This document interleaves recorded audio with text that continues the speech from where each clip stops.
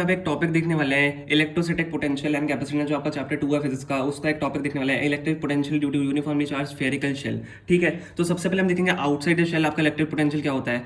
ठीक है, uniformly charge रहे तो आउटसाइड द शेल आपका क्या होगा। देखो यहाँ पे हमने एक पॉइंट ले लिया बाहर, हमने देखो इसकी जो स्फीयर हमने लिया है, हमने उसकी रेडियस आर ली है स्मॉल आर, और जो बाहर पॉइंट लिया उसकी रेडियस हमने कैपिटल आर ले ली है। ठीक है, अब देखो आपका आउटसाइड शेल क्या होगा, वी आउट आपका के क्यू बाय आर होता है। आपका पोटेंशियल क्या होता है, पोटेंशियल का आपका फॉर्मूला क्या होता है, के क्यू अपॉन आर आपका फॉर्मूला होता है। तो के क्यू अपॉन कैपिटल आर लेंगे क्योंकि हम आउटसाइड स्फीयर का ले रहे हैं, आउटसाइड शेल का ले रहे हैं। ठीक है, तो आउटसाइड शेल आपका के क्यू बाय आर एस का देखो पोटेंशियल हो जाएगा। अब ऑन द शेल देख लेते हैं एक बार, हम इसको अगर ऑन द शेल देखें, ऑन द शेल में आपका क्या होगा, ऑन द शेल मतलब इस कहीं पे भी पॉइंट पे, तो आपके ऑन द शेल की आपके यहाँ पे डिस्टेंस क्या है, स्मॉल आर है, आपकी रेडियस स्मॉल आर है, तो के क्यू बाय स्मॉल आर हम ऑन द शेल यहाँ पे ले लेते हैं। ठीक है, के क्यू बाय आर हम यहाँ पे ऑन द शेल ले लेते हैं। अब देखो इनसाइड द शेल का देखते हैं, इनसाइड द शेल आपका क्या होगा। देखो इनसाइड द शेल अगर आप यहाँ पे कहीं पे भी एक पॉइंट ले लेते हो तो आपका देखो वो रेडियस तो सेम ही होगा, रेडियस आपका आर होगा, तो इनसाइड द शेल भी आपका के क्यू बाय आर हो जाता है। अब देखो आप अगर यहाँ पे अंदर कहीं पे भी लोगे, जैसे मैंने यहाँ पे एक छोटा सा स्फीयर बना दिया,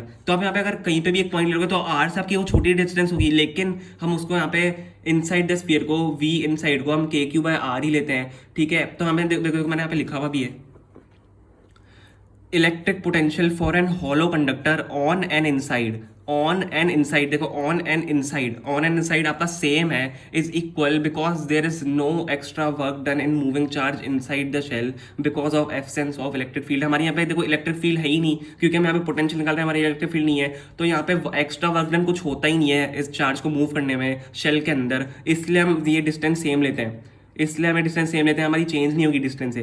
क्योंकि देखो यहाँ पे यहाँ से अगर यहाँ पे मान लो मैंने इसका डायग्राम बनाया है, ठीक है, मान लो मैंने इनसाइड चल, अगर आप यहाँ से एक डिस्टेंस है तो ये आपकी ये आर तो ये है स्मॉल आर, तो हम ये वाली जो डिस्टेंस होगी आपकी आर से तो छोटी होगी, लेकिन हम इसको आर ही लिखते हैं क्योंकि हमारा एक्स्ट्रा वर्क डन होता नहीं है इसमें moving the charge inside the shell because of absence of electric field. ये बहुत इंपॉर्टेंट है। ठीक है, इनसाइड और ऑन की आपकी आपका पोटेंशियल यहाँ पे सेम होता है, आउटसाइड का वो ऑब्वियसली अलग होगा क्योंकि आपका बाहर एक रेडियस अलग से जा रही है।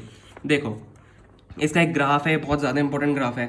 ठीक है, आपको पोटेंशियल और डिस्टेंस के बीच में ग्राफ बनाना होता है। यहाँ पे आपका कैसे बनता है, ये ऐसे और ऐसे आपका ग्राफ बनता है। ये आपकी क्या है, यहाँ पे आपकी ये जो डिस्टेंस है, तो डिस्टेंस आपकी डिक्रीज होना स्टार्ट हो जाती है। ठीक है, तो आपकी डिस्टेंस यहाँ पे, सॉरी डिस्टेंस यहाँ पे इंक्रीज हो रही है और आपका पोटेंशियल जो है डिक्रीज होना स्टार्ट हो जाता है।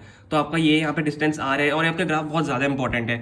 ऐसी आपका इलेक्ट्रिक फर्स्ट चैप्टर में आपका जो था एक ग्राफ था, ठीक है, स्फीयर्स के लिए, तो आप वो भी एक बार देख लेना। बाकी ये हमारा टॉपिक यहाँ पे कंप्लीट हो चुका है, बस आपको ये ध्यान रखना है ऑन द शेल और इनसाइड द स्फीयर आपका सेम होता है इलेक्ट्रिक पोटेंशियल। ठीक है, because there is no work done in moving charges inside the shell because of absence of electric field. ये बहुत इंपॉर्टेंट है।